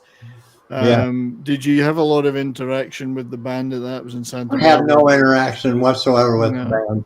Now, the one that had action with the band was Wilko, because he did Stevie Nicks tour. Well, he did. That's right. Yeah. We have talked about that. Yeah. And so he had a lot of interaction with them. The only one I ever got to know of that band was John McVie. And like I said, him and I got drunk together up at Obi's house a couple of times. So other than John, I had no actions with him whatsoever. Because that was one of the craziest 2 or 3 years of touring in history. The Fleetwood Mac, late 70s, probably rivaled the Allmans in hotel. Oh, they put on one hell of a show. I loved watching their show. Yeah. They were crazy, but they were fun. Oh, yeah. I mean, great band. And Lindsey Buckingham, brilliant guitar player. So we'll Yeah. show just a little clip. I think this is, you were involved with the Santa Barbara gig in 76. I think this, or 77, sorry. I was in 77, yeah. Yeah, this is 76, but it would be virtually the same setup.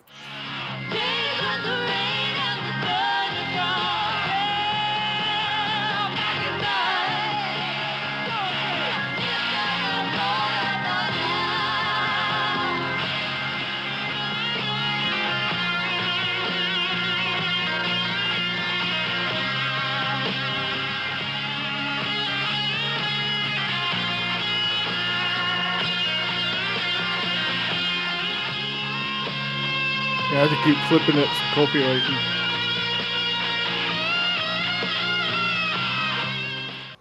copywriting. Impressive guitar player, Lindsay. Yeah. I saw them in 1980 and brilliant guitar player. Bit softer now, but then he could really rock, you know. We're a good band. I enjoyed listening to them. Yeah, I mean, Davina's mentioning Tusk. It's a phenomenal. It's my favorite Fleetwood Mac album. I love that album. Yeah. Mine too. Mine too. Love it. It's so different. Everything on it's so different. It's great. Yeah, so that was an interesting little thing to do though before Dickey nabbed you and took you away. Well, I had no intentions of ever becoming Dickey's road manager. I wanted to go out and become a lighting technician.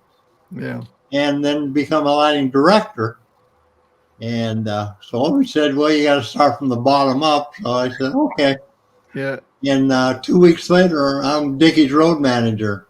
Yeah. The night after he got married, he asked me to come on the bus with him. And that's when he interviewed me, was the next morning. He asked me if I wanted the job. Yeah, and I guess you were interested enough to do it. Well, he sort of talked me into it. Yeah. When he got done, he goes, "Oh, and by the way, you have to move to Florida." I said, "What?" He says, "You have to move to Florida." I said, "I live in California." He says, "No matter. I need you in Florida." So He needs a fishing partner. exactly. So So you Wicker and I, or Bill and I, became good friends while we were on the road and stuff. And we decided to get a place together. And so we had to share the house down there. And we had our own little dock we fished off of. And it was a good life. I loved living down there. It was a family. It was a family. It was. Bill, Yeah, you described the warehouse that Dickey had and the rehearsal space and all that. So it seems like a nice setup, you know. Yeah, it was about a mile from Dickey's house, and we lived on the island about 3 miles away, and yeah, we were there. We were busy all the time with the family things and nice. Yeah. Do you I spent 2 Christmases with Dickey and his wife? Yeah, because I couldn't fly all the way back to California to spend Christmas with my family. So he just said, "Well, come spend Christmas with us." So that's what I did 2 years in a row. Nice, yeah. And Bill went to his mom's in Tennessee. He was a good friend. Good times, yeah. And Dickey's still with us, thankfully. Took good care of us. Yeah, he's a good man. Yeah, he took real good care of us. Good to hear. I tried to chew off my ear one night in the hotel room, but other than that, we were pretty good. It's typical rowdies behavior. Yes. Brothers, man. That's brothers. That's brotherly love. Yeah. He left you one ear. What's the problem? Yeah, you only need one ear. So a great friend Christian, another $5 super chat for it's a lot of whiskey I owe you, Christian. I also thought Lindsay Buckingham was British, not from New Jersey. Well, Buckingham is a county in England, but that's no, he's very much an American. And he was Arizona. Yeah, it's a And British. also, Lindsay is not a very common American first name, especially for a boy. No, It's not. It's not. Lindsey Graham. Lindsey Graham. Yeah, there's a few I said Lindsays. for a man. I mean, what? My younger brother has a good friend named Lindsay. Yeah, it's a very distinguished name. I guess at that time it was actually fairly common. Yeah, I mean, I've known a few people over the years, Lindsay. But they're all about that same age. So I have to play a little clip for our great friend Chris.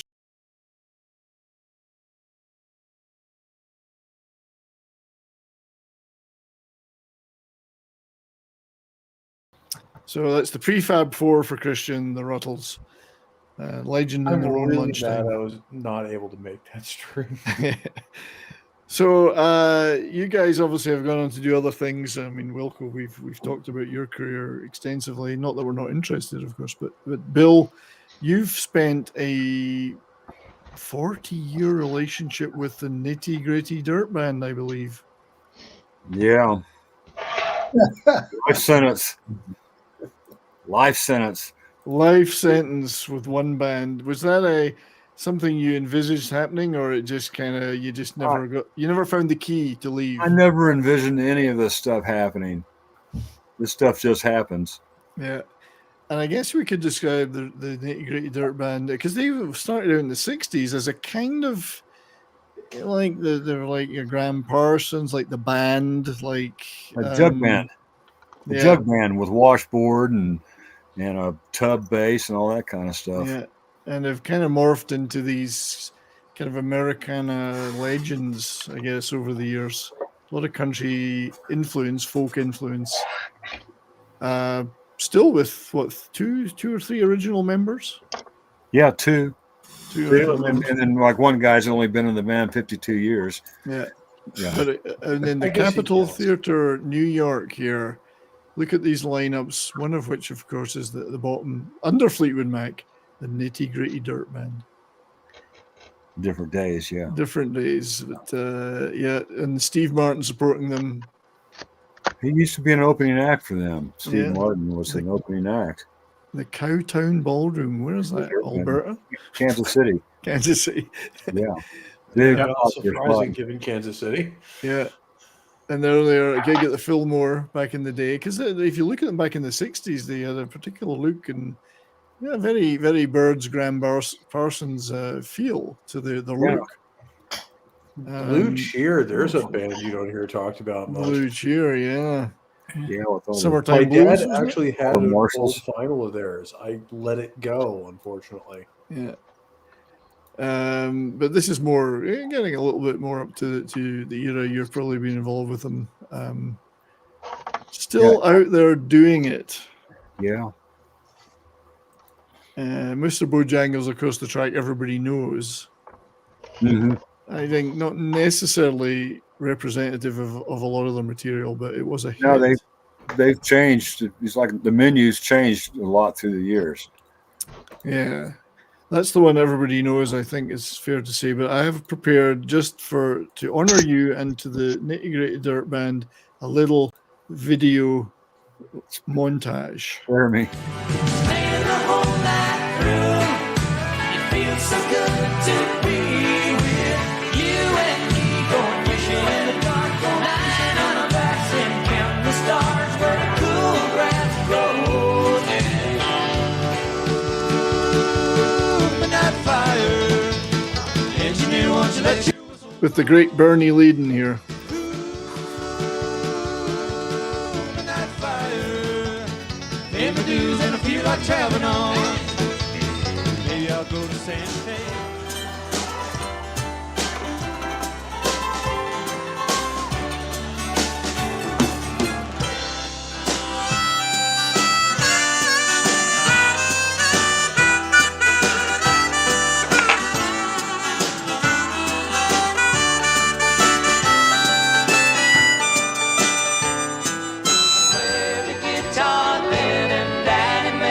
Salt-lead pen and raindrops play the tin roof like a drum.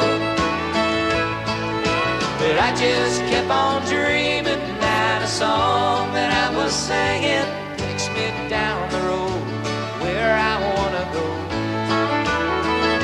So now I know that's a long, hard road. Yeah.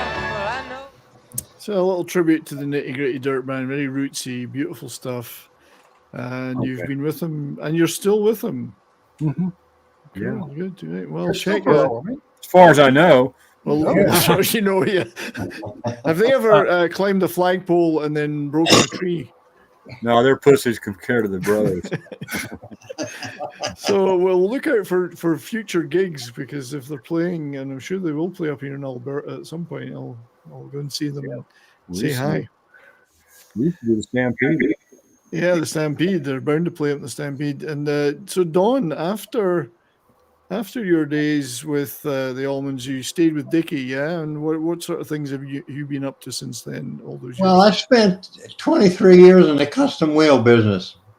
I helped a good buddy of mine build a wheel company, become the second largest aftermarket wheel company in the United States. Oh, wow. I owned a couple of my own warehouses and was the vice president of their high-end line they called Elite Wheel.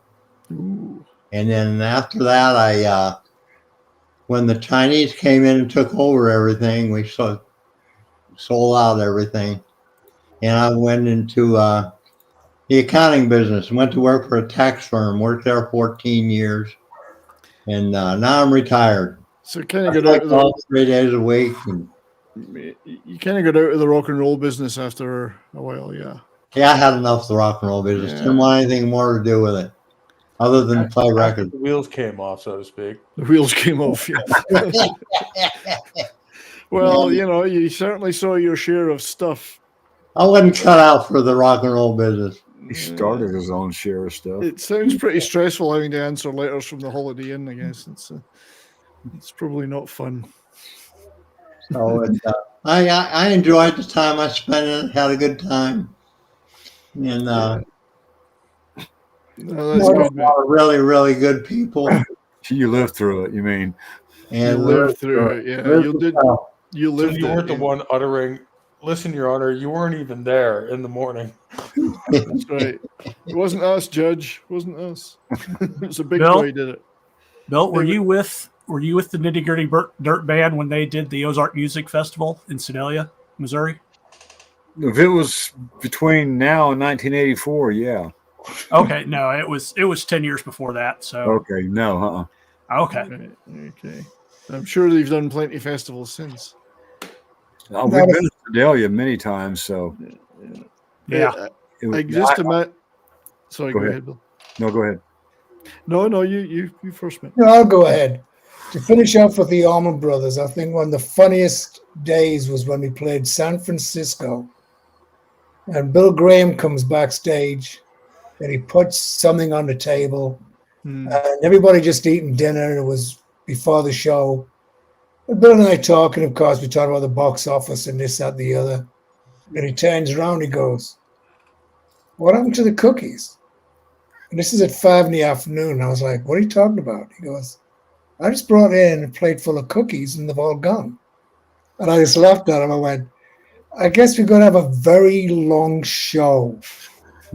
And the entire crew and band were completely flying. Oh, no. Remember the I just started laughing. I just said, "Well, you're going to be in a long time in the box office tonight, Bill."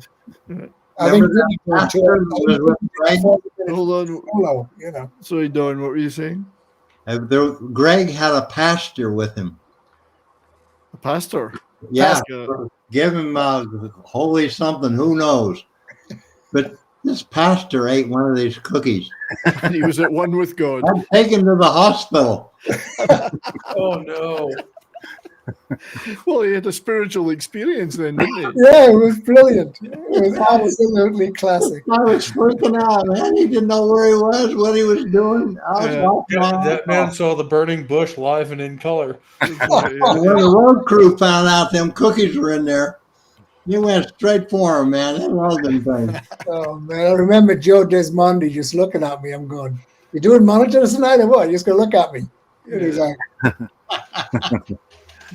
I was just going before that. Never ate food that Bill Graham put on the table ever. Never touched it.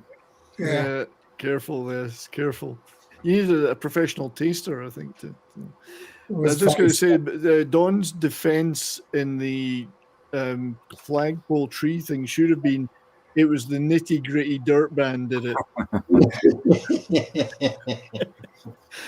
And see if the judge believed that. But, I love that ladder. That's why I've kept that ladder all these years. Yeah, that's a good one. "That's a great response, Don. It's brilliant."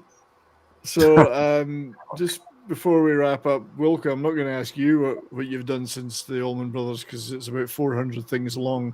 But what you are doing now, of course, with my good self and the others, is the Rock and Roll Rowdies channel on YouTube, where we make some fabulous shows every Thursday at 1 PM.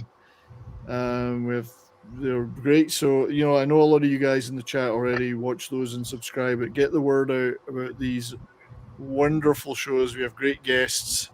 We have great chat about various, just all sorts of great stuff. So please, Rock and Roll Rowdies channel. You know you want it in your life. And also, Don and Bill, I'll be calling you because sometimes some of these rock and roll rowdies get stuck in a pub somewhere, or they go on tour, or they forget they're on tour, or they just go to the pub. So you will be guests on the Rock and Roll Rowdies. Well, like a pitch hitter. Yeah, it's only an hour show, so you can. It's a short show, yeah, not like you can have a nap in between. You know. It's a short show. You get on it, is it? I don't have to go through any nightmares. No. Nightmares are done, mate. Okay. Nightmares are done. It's a short show, not a shit show, or maybe it is a shit show. Yeah, it's a shit show. A short shit show. Well, you know me and computers. Yeah. So I would just like to thank my fellow panelists, the very silent Imperitus today, who's probably asleep by now because he's a metal guy, so he's into metal. No, I'm here just listening. What are you up to soon, buddy? Got anything coming up? Not really. This is the time of year where my job gets stupid.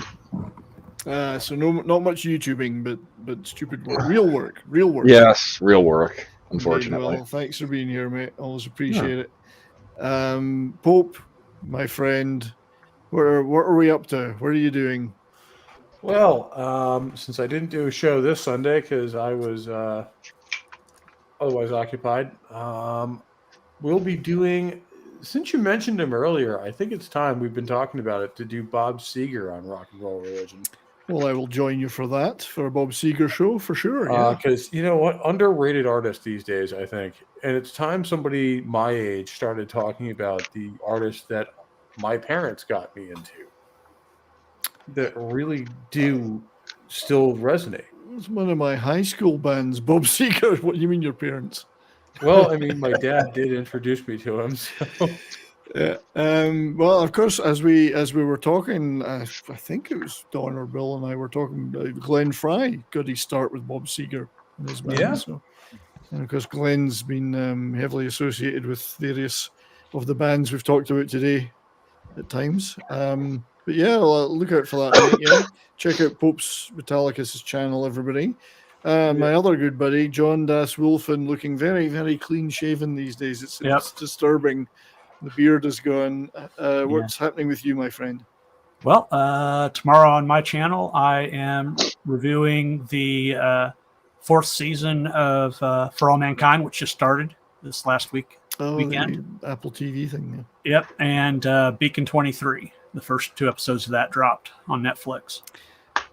And may I ask what's your feeling about Godzilla -1? I am extremely hyped for it, and I will be there as soon as the doors open for the first show. So great, because it does look good. I love a big monster destroying a city. It's always fun. So thanks, mate, for being here, and everybody go check out John's channel. Das Wolfen. As for me, I won't be hosting the Rowdy show this week. It'll be Dustin, because I've got a date with a surgeon about my back. At least I'm hoping he's going to tell me I'm going to get surgery so I can get out of this chair. So but I will be having a show next Monday, and I'm thinking if I can get the guests lined up, it will be Canon Film Club, and we're going to do the Delta Force. So yes. So stay tuned. We may do that. Future shows coming up, though, before the end of the year, I'm going to do a show on Thin Lizzy, diddly potatoes, and probably a show on the British comedy series The Young Ones. And who knows after that? Who's doing Thin Lizzy with you? Well, that is yet to be determined, my friend, but I was definitely going to talk to you. Well, you should, because I used to go on a piss with him every night. I know. So you're definitely on the shit list for joining a show on Thin Lizzy. Yeah, I'm going to bring Tex, which was, he worked for Thin Lizzy. Well, his birthday was yesterday. I think he just turned 75 or 74. All right, well, let's do that. It will be sometime in the next 3 or 4 weeks for sure. Okay. And Courtney was here today. Thank you, Courtney, and she'll definitely want to be part of that show. And so thank you, everyone in the chat. Thanks to the mods, D-Bud, Christian, Davina, Courtney, we're all modding today. Appreciate that very much. Thanks to everyone else that was there. Lots of people who, a great friend, Christian. Who else? Well, you know who you are. You're always here, and I love you all. Thank you. I would deeply, deeply, deeply like to thank my special guests today, Wilko, Bill, and Dawn. I really appreciate you sharing these memories with us. I hope you had a good time. I loved it. That was great. Thank you. No, thank you, guys. It was a Good seeing everybody. I've got to ice my hand down. I'm jumping out. Yeah, so it was an honor and a privilege, gentlemen. Thanks for being here. Hopefully we will do something again in the future. And until next time, everybody, keep on rocking.